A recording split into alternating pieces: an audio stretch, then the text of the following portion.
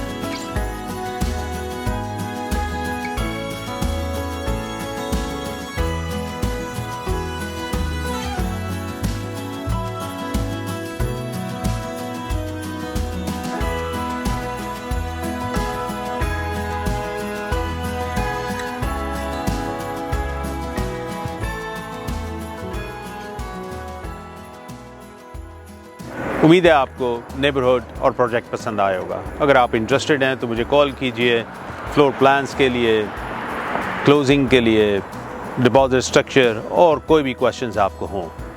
मैं आपको ये कहूँगा कि ये एक अच्छी अपॉर्चुनिटी है और रेयर अपॉर्चुनिटी है।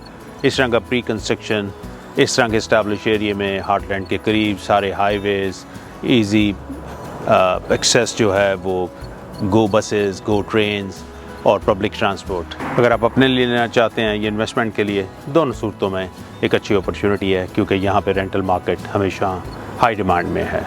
मेरे पास इस तरह के और भी बहुत सारे प्रोजेक्ट हैं।